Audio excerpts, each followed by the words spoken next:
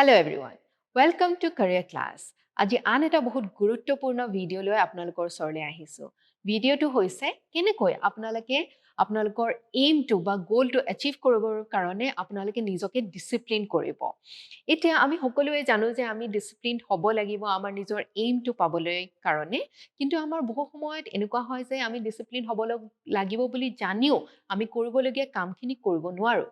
For example আপোনালোকে APSCৰ কাৰণে পঢ়ি আছে বা UPSCৰ কাৰণে পঢ়ি আছে, আপোনালোকে সদায় জানে যে আপোনালোকে দৈনন্দিন এটা ৰুটিন মেইনটেইন কৰিব লাগিব, ষ্টেটিক ছাবজেক্ট কিছুমান কভাৰ কৰিব লাগিব, এভৰিডে কাৰেণ্ট এফেয়াৰ্ছ ফ'ল' কৰিব লাগিব, MCQ প্ৰেক্টিছ কৰিব লাগিব, এনচাৰ ৰাইটিং প্ৰেক্টিছ কৰিব লাগিব ইত্যাদি ইত্যাদি।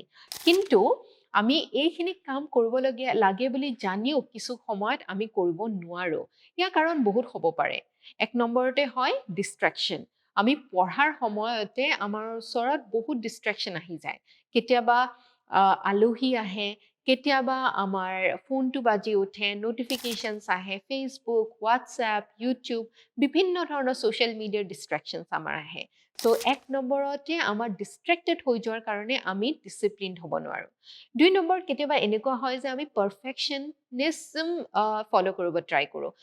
পাৰফেকশ্যনিষ্ট এজন যেতিয়া হয়, আপুনি একদম পাৰফেক্ট এটা এনচাৰ লিখিব, পাৰফেক্টলি একদম টেবুলত বহি 2 ঘণ্টা একেৰাহে টেষ্ট দিব, বা আমাৰ গোটেই চিলেবাছটো এক নম্বৰ পৃষ্ঠাৰ পৰা একদম শেষৰলৈকে আপুনি ধুনীয়া এটা ৰুটিন মেইনটেইন কৰিব, কিন্তু সেই ৰুটিনটোৱে কেতিয়াবা আমি ঢুকি নাপাওঁ।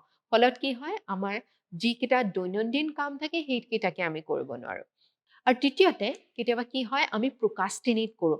ইমানখিনি কাম আছে, অলপ পিছত কৰোঁ নেকি, কাইলৈ কৰোঁ নেকি, নেক্সট মাহৰ 1 তাৰিখে কৰোঁ নেকি, আকৌ 15 তাৰিখে কৰোঁ নেকি, এনেকুৱা ধৰণৰ পাৰফেক্ট এটা ডেট আমি বিচাৰি লওঁ বা প্ৰকাষ্টিনেট কৰি থাকোঁ। তাৰ কাৰণেও আমি নিজৰ ডিচিপ্লিন লাইফটো ফ'ল' কৰিব নোৱাৰোঁ।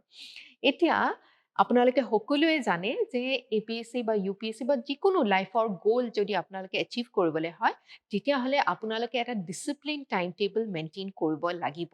এতিয়া ডিচিপ্লিন মানে এইটো নহয় যে আপোনালোকে একদম নিজৰ ঘাম উলিয়াই আপোনালোকে পঢ়িব বা কষ্ট কৰিব আৰু তাৰ পিছতহে আপোনালোকৰ ৰিজাল্টটো হ'ব।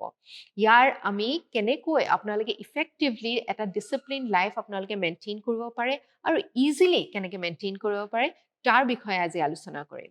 আৰু এই যিখিনি আলোচনা কৰিম, এইখিনি মোৰ কথা নহয়, এইখিনি কথা হৈছে এভিডেন্স বেছড কিছুমান ষ্টাডিজৰ পৰা ওলাই অহা কিছুমান তথ্য, কিছুমান থিয়ৰিজ।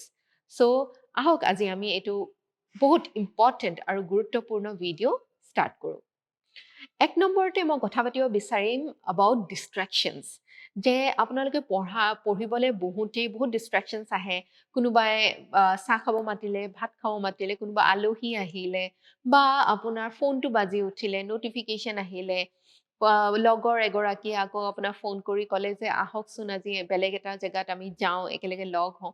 চ' বিভিন্ন ধৰণৰ ডিষ্ট্ৰেকশ্যন। কেতিয়াবা আপোনাৰ স্পাউছ বা ফেমিলি ৰিলেটেডো কিছুমান ডিষ্ট্ৰেকশ্যন বা থটছ আপোনাৰ মাইণ্ডত আহিব পাৰে। চ' এক নম্বৰতে কেনেকৈ আপুনি এই ডিষ্ট্ৰেকশ্যনছৰ পৰা মুক্তি পাব। ইয়াৰ আপোনাৰ এটা ষ্টাডি আছে যে যদি আপোনালোকে ডিষ্ট্ৰেকশ্যনছবিলাক আপোনাৰ যিটো এনভাইৰনমেণ্টত আপুনি পঢ়ে, সেই ডিষ্ট্ৰেকশ্যনটো যদি ফ্ৰী এনভাইৰনমেণ্টত আপুনি পঢ়ে, তেতিয়াহ'লে আপোনাৰ ডিষ্ট্ৰেকশ্যনৰ লগত যুঁজি থাকিবলগীয়া নহয়।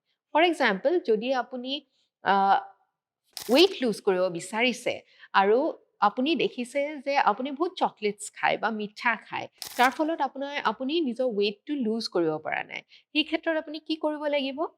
যদি আপোনাৰ ঘৰত আপুনি চকলেটছ বা মিঠাই জাতীয় বস্তু নানে, তেতিয়া আপুনি নিজৰ লগত যুঁজিব নালাগে, যে ডিষ্ট্ৰেকশ্যনটোৰ লগত যুঁজিব নালাগে। তাৰমানে না ৰেহেগি বাছ না বজেগি বাঁচুৰি। তাৰমানে আপোনাৰ ডিষ্ট্ৰেকশ্যনটো আপুনি যিখিনি সময়ত আপুনি কষ্ট কৰিছে, কামটো কৰিব চেষ্টা কৰিছে, ফ'কাছ কৰিব চেষ্টা কৰিছে, সেই এনভাইৰনমেণ্টটোত এটা ফ্ৰিকশ্যন আনি দিয়ক। ডিষ্ট্ৰেকশ্যনটো সেই তাত নানিবই।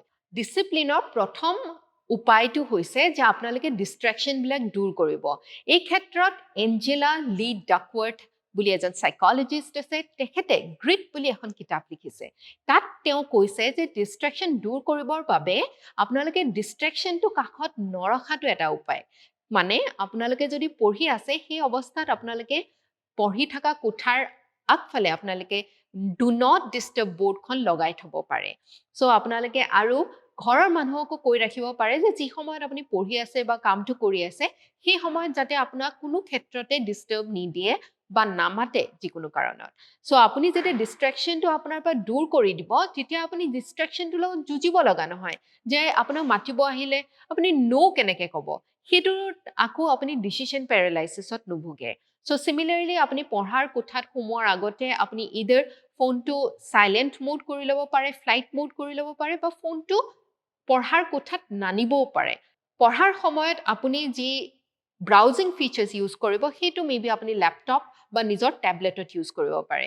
চ' ফোনটোত আমাৰ বিভিন্ন ডিষ্ট্ৰেকশ্যন আমি ফিল কৰোঁ, আমি হোৱাটছএপ বা ফেচবুক বা ছ'চিয়েল মিডিয়াবিলাক চাবৰ কাৰণে আমাৰ ব্যৱহাৰ কৰোঁ। তেনেস্থলত আপুনি ফোনটো যদি আপোনাৰ ওচৰতে নাৰাখে আগেইন আপুনি আপোনাৰ উইল পাৱাৰ তাতে ব্যয় কৰিব লগা নহয়। উইল পাৱাৰ ইউজ কৰি আপুনি আকৌ সেই ডিষ্ট্ৰেকশ্যনটোৰ লগত যুঁজিবলগীয়া নহয়।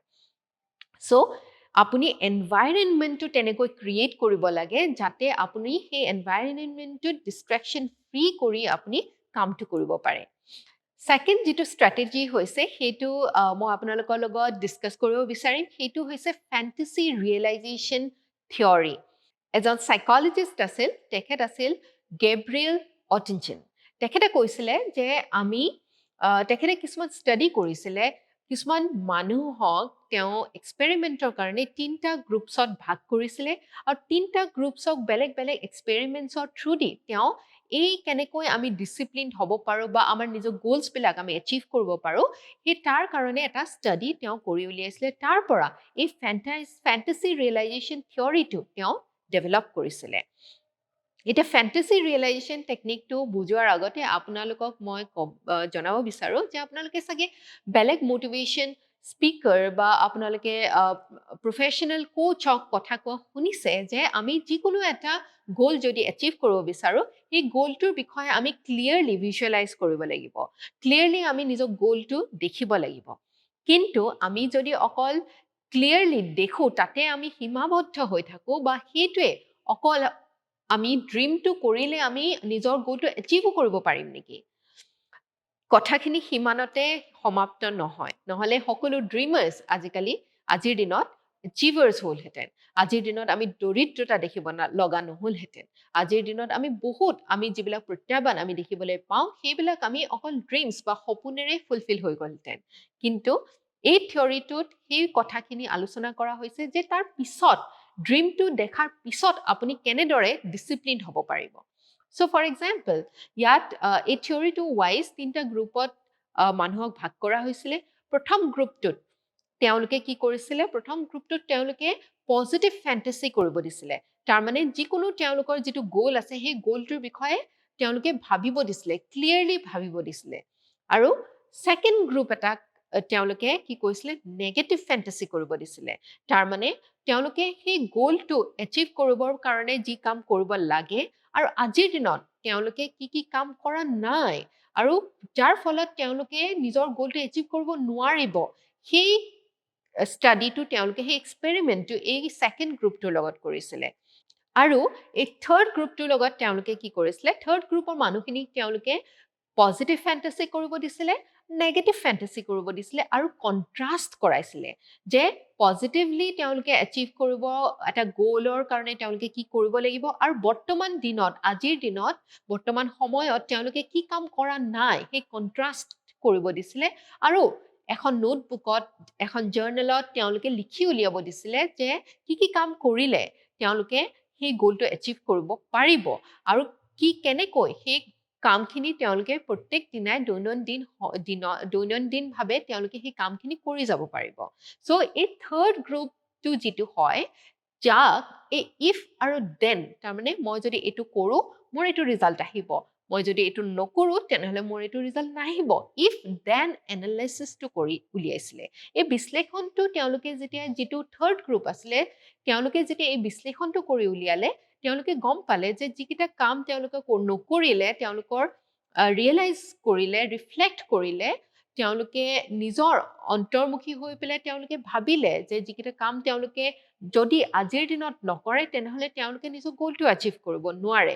চ' সেই থাৰ্ড গ্ৰুপে সেই পজিটিভ ষ্টেপছবিলাক ল'লে যাতে তেওঁলোকে সেই গোলটোৰ দিশে আগবাঢ়িব পাৰে আৰু সেই প্ৰত্যেক দিনাই যেটা কাম তেওঁলোকে কৰিব লাগে সেই কামখিনি তেওঁলোকে কৰিব পাৰে আৰু তাৰ কাৰণে এটা ফিডবেক মেকানিজম বা একাউণ্টেবিলিটি তেওঁলোকে উলিয়ালে য'ত তেওঁলোকে এভৰিডে ৰিপৰ্ট কৰিলে এভৰিডে মনিটৰ কৰিলে নিজৰ প্ৰগ্ৰেছটো আৰু নিজৰ যিখিনি কাম তেওঁলোকে এনিউমাৰেট কৰি মানে নাম্বাৰ ৱাইজ প্ৰায়ৰিটি ৱাইজ তেওঁলোকে উলিয়াই আনি প্ৰত্যেক দিনাই কৰাৰ পিছত নেক্সট দিনা যিকোনো এজন কোচ বা নিজকে সেই একাউণ্টেবিলিটিটো মেইনটেইন কৰালে মেনেজমেণ্টত এষাৰ কথা আছে যে if something is measured then it is well managed and if it is well managed then you have the chance to improve upon it so আপোনালোকে যেতিয়া নিজৰ যিখিনি কাম দৈনন্দিন কাম কৰিবলগীয়া কামখিনি যদি আপোনালোকে নিজৰ বহীত উলিয়াই বা ডায়েৰীত উলিয়াই লয় আৰু লিখি লয় যে দৈনিকভাৱে আপুনি কেইটামান যেনেকৈ APSCৰ কাৰণে ষ্টেটিক চিলেবাছৰ টপিকছ আপোনালোকে কভাৰ কৰিব লাগিব দৈনিক আপোনালোকে কাৰেণ্ট এফেয়াৰ্ছ ফলো কৰিব লাগিব আৰু দৈনিকভাৱে MCQs আৰু মেইনছৰ এনচাৰ ৰাইটিঙো লিক কৰিব লাগিব আৰু সেইভাৱে যদি আপোনালোকে এটা ফিডবেক মেকানিজম উলিয়াই লয় যেনেকৈ মোৰ ষ্টুডেণ্টছখিনিৰ কাৰণে মই কি কৰোঁ যে তেওঁলোকক মই ৰিপৰ্ট কৰিব কওঁ যে প্ৰত্যেক দিনাই তেওঁলোকে কি কাম কৰিছে বা মই ক্লাছ লোৱাৰ পিছত যিখিনি হোমৱৰ্ক দিয়া হয় সেই হোমৱৰ্কখিনি তেওঁলোকে কিমান ভালকৈ কৰিব পাৰিছে তেওঁ মোক এনচাৰেবল হৈ পৰে আৰু যেতিয়া মোক এনচাৰেবল হৈ পৰে যেতিয়া মোক মই যেতিয়া কুৱেশ্যন কৰোঁ যেতিয়া এনচাৰ তেওঁলোকে দিবলগীয়া হয় তেওঁলোকে অট'মেটিকেলি এটা হেবিট ডেভেলপ কৰিবলৈ সক্ষম হয় এটা ডিচিপ্লিন ৰুটিন এটা তেওঁলোকে আনিবলৈ সক্ষম হয় চ' আপোনালোকৰো যদি তেনেধৰণৰ ইচ্ছা আপোনালোকৰ আছে যে আপোনালোকে ডিচিপ্লিনড ৱেত এই এক্সামটো ক্লিয়াৰ কৰাৰ যিটো পাথ হয় যিটো ষ্ট্ৰেটেজি হয় সেইটো বনাব বিচাৰে তেনেহ'লে নিজকে আপোনালোকে একাউণ্টেবল কৰিব পাৰে বা আমাৰ কোৰ্চটো আপোনালোকে জইন কৰিব পাৰে যাৰ সহায়ত মোৰ প্ৰতি আপোনালোকে একাউণ্টেবল হ'ব মই যিখিনি কাম আপোনালোকক দৈনিকভাৱে কৰিব দিওঁ যিখিনি কাম মই যিখিনি পঢ়া আপোনালোকক দৈনিকভাৱে কৰিব দিওঁ সেইখিনি কাম আপোনালোকে দৈনিকভাৱে কৰিব পাৰে আৰু মোক তাৰপিছত ৰিপৰ্ট কৰে চ' বহুত সময়ত এইটো কি হয় যে এনেকুৱা হয় যে APSC বা UPSC এক্সামটো বহুত দীঘলীয়া এটা প্ৰচেছ হয় গোটেই এক্সামটো কভাৰ হ'বলৈ এবছৰ লাগি যায় কিন্তু আমি গ্ৰেটিফিকেশ্যনত বা আমি ইনচেণ্টিভছত আমি কাম কৰি ভাল পাওঁ ইনচেণ্টিভছ যেতিয়া থাকে আমি অট'মেটিকেলি ডিচিপ্লিনড হৈ যাওঁ কিন্তু আমাৰ যেতিয়া দীঘলীয়া এটা গ'ল থাকে ইয়াৰ এণ্ডত এটা পৰীক্ষা হ'ব তাৰ পিছত আপুনি ৰিজাল্টটো পাব আমাৰ যিটো ৰিজাল্ট হয় যিটো গ'ল হয় যিটো গ্ৰেটিফিকেশ্যন হয় সেইটো বহুত দূৰত গুচি যায় এভৰিডে আমি এনেকুৱা এটা প্ৰচেছ তৈয়াৰ কৰিব লাগে যাৰ যোগেদি আপুনি প্ৰত্যেক দিনাই একাউণ্টেবল হৈ থাকে প্ৰত্যেক দিনাই ডিচিপ্লিনড হৈ থাকে আৰু যিবিলাক হেবিটছ আপোনালোকে বিল্ড কৰে সেই হেবিটছবিলাক আপোনালোকে ইমপ্ৰুভ কৰি নিব পাৰে চ' নেক্সট আৰু এটা উপায় হৈছে যে হেবিট ষ্টেকিং আপোনালোকৰ যদি অলৰেডি কিবা অভ্যাস আছে ফৰ এক্সাম্পল আমি শুই উঠি ব্ৰাছ কৰা অলৰেডি আমাৰ এটা হেবিট আছে হয়নে চ' শুই উঠি ব্ৰাছ কৰাৰ পিছতে আপুনি আন এটা হেবিট যোগ কৰি দিব পাৰে চ' তেনে কৰিলে কি হ'ব আপুনি অট'মেটিকেলি সেই অট'মেটাইজড হৈ যোৱা এটা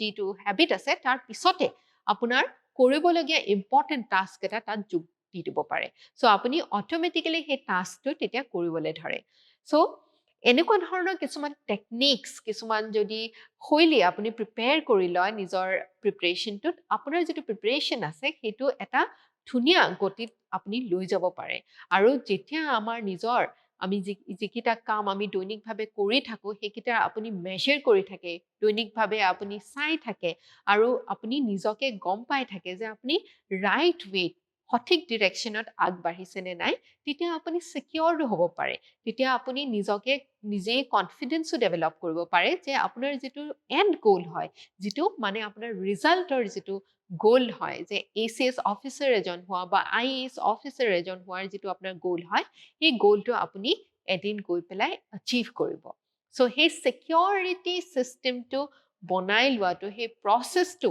বিল্ড কৰাটো বহুত বেছি নেচেচেৰী হয় চ' আশা কৰোঁ এই ভিডিঅ'টো আপোনালোক সকলোকে হেল্প কৰিলে আৰু এনেকুৱা ধৰণৰ আৰু যদি আপোনালোকে ইনফৰ্মেটিভ আৰু মটিভেশ্যনেল ভিডিঅ' মোৰ পৰা বিচাৰে তেনেহ'লে কাইণ্ডলি লেট us know.